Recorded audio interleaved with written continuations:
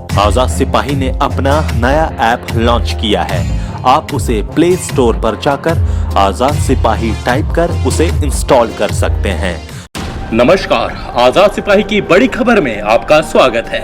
मैं हूं राहुल सिंह। अभी की सबसे बड़ी खबर झारखंड की राजधानी रांची से है। रांची भाजपा के निवर्तमान सांसद रामटहल चौधरी ने पार्टी से इस्तीफा दे दिया है। रामटहल चौधरी ने यह भी ऐलान किया कि वह रांची लोकसभा सीट से चुनाव लड़ेंगे। राजधानी रांची में उन्होंने प्रेस कॉन्फ्रेंस कर इस्तीफे की घोषणा की है। रामटहल चौधरी ने भाजपा अध्यक्ष लक्ष्मण गिलुआ के नाम एक पत्र जारी किया। आइए जानते हैं उन्होंने इस पत्र में क्या लिखा है। प्रिय श्री लक्ष्मण गिलुआ जी, नमस्कार। आपको इस पत्र के माध्यम से सूचित करते हुए बहुत दुख के साथ कहना है कि जनसंघ के समय से अब तक मैंने भाजपा के कार्यकर्ता के रूप में अपना तन मन के साथ पार्टी के हर कामों में एक कुशल सिपाही की तरह पार्टी को सींचने का काम किया। परंतु बहुत दुख के साथ मुझे कहना पड़ रहा है कि 2019 के लोकसभा चुनाव में भाजपा पार्टी नेतृत्व में उम्र का अधिक होना कहकर भाजपा पार्टी का मुझे टिकट नहीं दिया। इसके लिए आभार व्यक्त करता हूं और मैं अब आज से भाजपा के प्राथमिक सदस्य से इस्तीफा देता हूं। इसे स्वीकार किया जाए। भवदीय रामटहल चौधरी। आइए अब आपको हम दिखाते हैं उनकी प्रेस कॉन्फ्रेंस की झलक। अटल अडवाणी जी जिसने सींचा, रात दिन एक करके गाड़ी में रहना सूचना, कन्याकुमारी से कश्मीर तक दौरा किया, पार्टी को आगे बढ़ाया।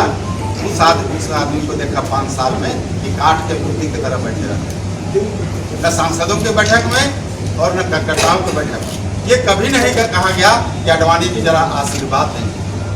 ये हालत है तो हम लोगों की क्या स्थिति होगी तो सामने देख रहे हैं। कहीं ऐसा नहीं होता कि जीता हुआ सीट, आदमी कैंडिडेट देता है सीट जीतने। पार्टी पहले जनसंघ में खोज के हम लोग निकालते थे कौन को वहाँ से लड़ेगा, कौन कार्यकर्ता को जोड़ेंगे कि पार्टी में। किसी ने ऑनलाइन सदस्यता बन रहा है, ऑनलाइन में भैया चोर है कि चुहार है, कौन बन रहा है, करोड़ों में आप देख रहे हैं। अब ऑनलाइन में वोट भी लीजिए। क्या सोच है, बहुत गलत सोच हुआ है। और ये इस तरह का जो घटना घटी है काफी मर्माहत है। और ऐसे लोग ऐसा तो कौन सी ना कहते हैं कि विद्रोही है, कौन सी का विद्रोही है। सच बात कहता है कि नोटबंदी से लोगों को नुकसान हो रहा है, जीएसटी से नुकसान हो रहा है तो बगावत करता है।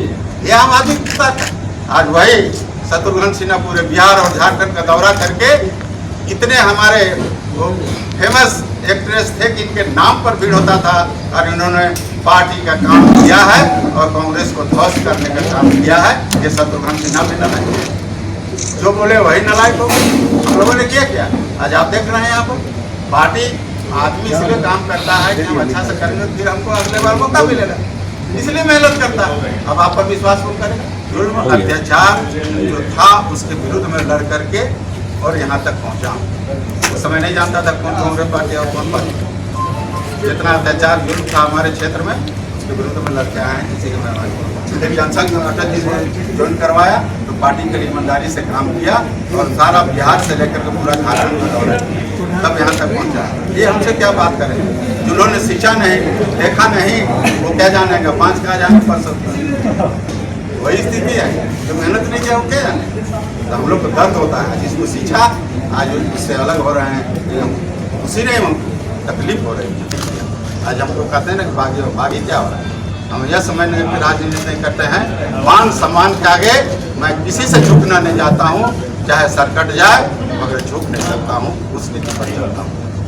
आप देखे हुए पहले जेपी आंदोलन में कितने भारतवर्ष में था, अगर उस बहुत समय का रिपोर्टर होंगे।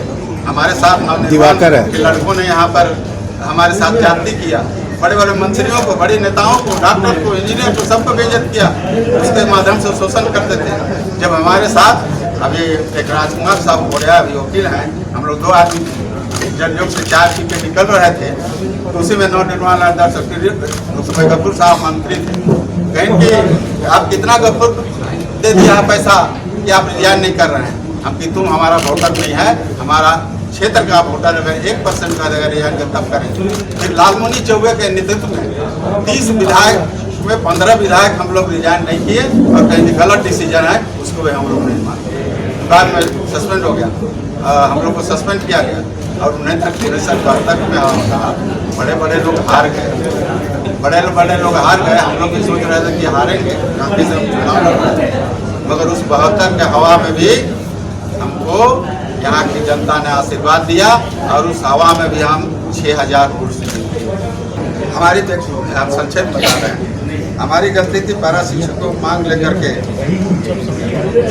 और ये आवाज़ पार्लियामेंट से लेकर के यहाँ सरकार तक हमने उठाया, और सरकार की बात केंद्र में उठाते हैं तो सुनने के लिए तैयार नहीं। सीधे बोलो कि सरकार जो करता है ठीक है, यही नारा लगा हम पे दुर्भाग्य है भगवान। अगर ये विचार इसलिए कहते हैं कि आप ठीक करो, कल फायदा होने वाला है, नुकसान होने वाला है, कोई सुनने वाला ऐसी सरकार। तो इस तरह से सब हम लोग बेइज्जत हो रहे हैं। अधिकारी को जब चाहे आप गाली दे देते हैं, मंत्री को जब चाहे आप गाली देते हैं, कार्यकर्ता का चिरकुट करते हैं। ये राज चलाने का कार्यकर्ता का नहीं। आप कहते हैं दूसरे स्तर पर काम करो, अरे मेहनत करता है उसका सम्मान का देते। झारखंड अलग किया, अगर रामदास चौधरी आगे नहीं होता तो झारखंड नहीं आगे होता। क्या कहते हैं जाति प्रमाण पत्र हमने पार्लियामेंट में उठाया कि झारखंड एक ऐसा राज्य है जहां हर साल जात बदलता है। अरे एक मूर्ख आदमी भी नहीं कहेगा, एक अनपढ़ भी नहीं कहेगा जात बदलता है। इनकम बदल सकता है, आवासीय बदल सकता है, ये भी बहुत बड़ा। ये हमने कहा कि जीएसटी सब जगह आप लगा दिए, पेट्रोल डीजल में क्यों नहीं जीएसटी लगा रहे हैं? अगर पेट्रोल डीजल में जीएसटी आप लगाएंगे तो सीधे 50 और 55 रुपये डीजल पेट्रोल हो जाएगा। आप कितना पैसा ले रहे हैं एक लीटर तेल में? 70-80 रुपया जोड़ लीजिए, क्यों नहीं लगा रहे? बनाते लोग 30 तारीख तक इंतजार किया, जब देखा कि रामदास चौधरी सूची से आउट, उसी दिन हमने और उसके पहले से कहा वैसे चुनाव का तो जिस दिन हमको कहा कि आप ये लिख के दे दीजिए, उसी दिन हम कह दिया, उन्हीं को कह दिया कि हम चुनाव लड़ेंगे, आप बोल दीजिए जिनको बोलना है। और उसी दिन से हमने मन बना लिया है और बार बार कहते रहे हैं कि हम चुनाव लड़ेंगे और इंडिपेंडेंट लड़ेंगे। और जब रामदास चौधरी का अंगद का पैर है, जब पैर रखता है तो पीछे नहीं हटता है।